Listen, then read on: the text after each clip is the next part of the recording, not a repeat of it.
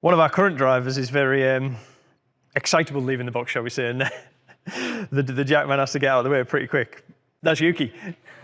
Honestly, Yuki stops are normally quicker just because he absolutely sends it. I'm Rich Wolverson, and this is my Fasterclass on pit stops. So this is Max's pit stop in China 2024.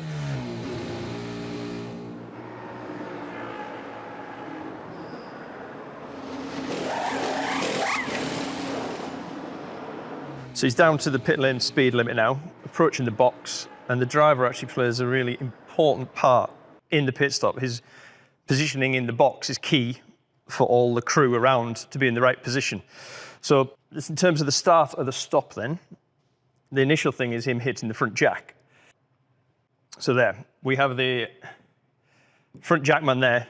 So the car hits the front of the jackman obviously jacks it up, and then the rear jackman there engages, and that lifts the car up, and that's the start of the whole pit stop process. So each wheel's got three people working on it: the gunman, obviously, the wheel off man, and the wheel on man.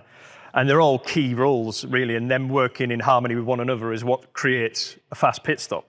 So here we can see the rear jackman jacking the car up, and at the same point, all the gunmen are gunning the wheel nuts off before the car is even in the air, which then lets the wheels come off as soon as the car is up in the air. As you can see there, they all come off in unison, which is the start of a very good stop. From there, the wheelmen then put the wheels on, again, all in unison. Then the gunmen are gunning it up as soon as that wheel goes on. As you can see, they're all pulling away now, which means the wheelmen are happy with it. And once the gunmen are happy the nut's tight, they have a button they press, which confirms that. And then the car drops, and then obviously the traffic light man releases the car. This is actually a double stop, so you can see there's an extra set of tyres on either corner because the second car is coming in behind. So we're preparing for a double stop there. But in the middle of the car, there's two car steadiers, which again are very important to keep the car stable, because when the wheels come off, if they're not in sync, then the car starts rocking, and then that has the other wheelman over and can't get the wheel off or on, and vice versa. We also have two flap adjusters, which do the flap angle. And we have a spare front jackman and a spare rear jackman, just in case there's an issue. We have the car controller, who monitors the pit lane for traffic, or if there's an issue during a pit stop, he'll hold the driver in the box until it's resolved. And then we've also got a guy there who's doing the marker board, which shows the driver where to stop, and also controls our penalties. If we have a 10-second penalty, etc., he controls the light for that. So on a standard stop, there's 22 people, but on a double stop, which is what we're seeing here, there's 26 people, because obviously there's extra 4 tyres, so it's a busy stop. Looking at it in real time, everything's in harmony, which is always the indication of a good stop, and it was 1.9 seconds, so that's pretty much as good as it can get, especially with this generation of wheels.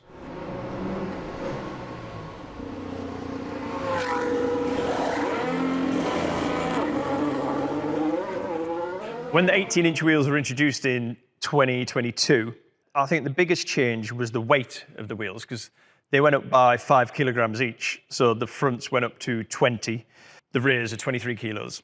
So even though the diameter of the wheel got bigger, the diameter of the tyre came down with that, so it's a smaller sidewall. So effectively, the diameter of the tyre is only 60 millimeters bigger. So it wasn't the size that changed, it was the weight that changed, which was the bigger issue, because 5 kilos already on top of it, a 23 kilogram wheel, which is an awkward thing to hold, is a lot.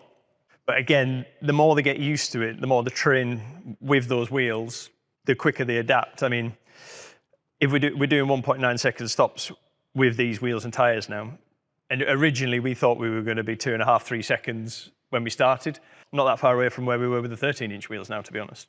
They make it look easy. If you went and picked that up and tried to do that yourself, it's not, and it's embarrassing if you to be honest, if you tried to do that yourself, you wouldn't be able to do it. And again, they spend a lot of time doing mobility and functional fitness, etc., just to get their body to be able to do that repeatedly, because otherwise they're going to injure themselves. So there's a lot of dedication from all of them to be able to do this week in, week out. That's testimony to the training they all put in.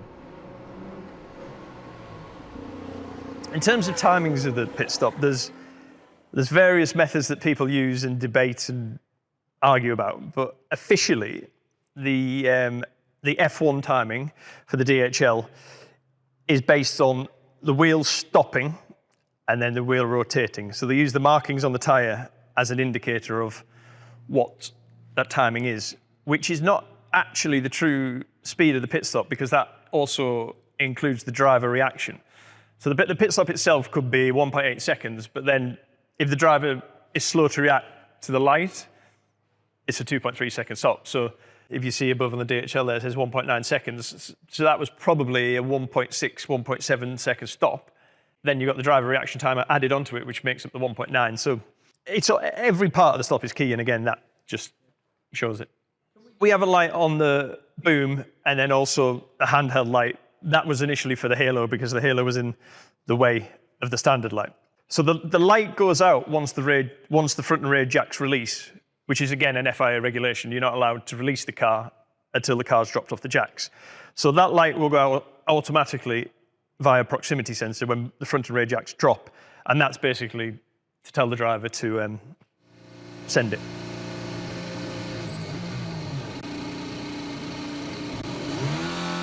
So when you're first in the Constructors' Championship, you're first in the pit lane, which is again another perk of winning the championship, which makes the drive into the box easier.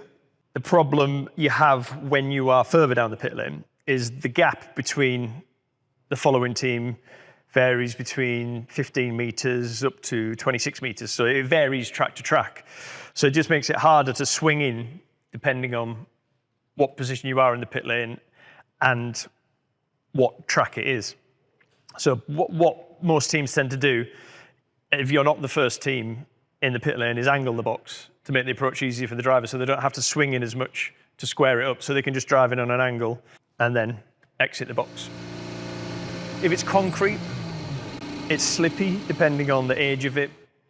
Abu Dhabi, for example, is quite grippy. But we had one, actually it was in Imola this year, where our guns have got sensors in them.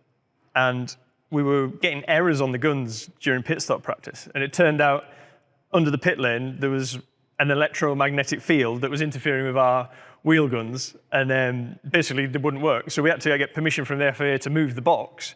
So there was no electromagnetic interference from under the track, because obviously they can't change whatever was under the track. So we actually had to move our box because of that.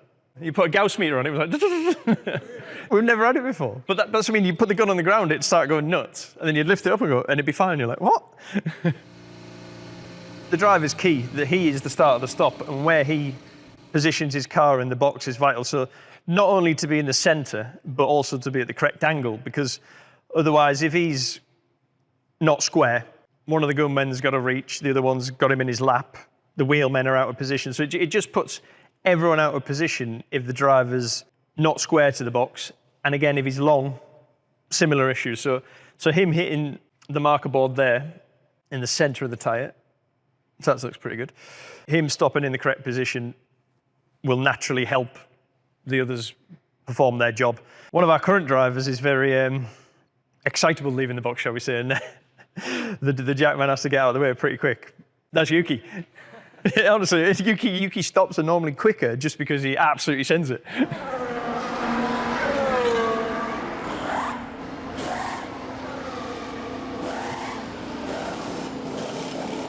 A front wing change is naturally a longer stop. We obviously have the spare front wing ready with 2 people holding it, but that means we also need to remove the wing from the car. But to remove the front wing from the car, you need 4 people with adjuster guns to do that, which is where you see them stepping in here. They've got guns to undo the nose box from the chassis. So there we go. You see a gun there. So we've got 4 attachments of the nose box to the chassis. So we need 4 people to get in and undo them. And there's not a lot of room to get in there to do it. So because of that, we don't have a wheel off man, because 1, they're the ones adjusting it, and 2, there's no room for them because they're all in the area where the wheel off man would be. So the nose box is gunned off with the adjuster guns. They pull the nose away, then the spare one goes back on, and again, you can see all 4 people doing the guns up, and off we go. because the front wing's damaged, we can't jack it up on the front wing, obviously. So we have a side jack that goes under the floor and that lifts the car up in the air. The front jack man is actually pulling the nose box off. So we use one of the car steadiers to actually use the side jack to get it up in the air, which you can see here is the car being lowered by the side jack there, which is effectively a big lever with a platform underneath it that lifts the car in the air. We practice nose changes every week because they can happen at the start of a race quite easily, so it's not out of the ordinary. The fastest pit stop I think you could really do is 1.6 in terms of changing the tyres and the car dropping, and then it's ultimately the time it takes for the car to get out the box, because as I said, they time it on when the wheels start to move. So I do think a 1.8 is achievable. It's probably a high 1.8, but again, to do that, everything has got to be perfect. The driver, every single person in that crew to achieve that. It looks easy when it's in perfect synchrony, but it's not. Thanks for watching. That was my Fasterclass on pit stops. Can we do it again now I know what I'm doing?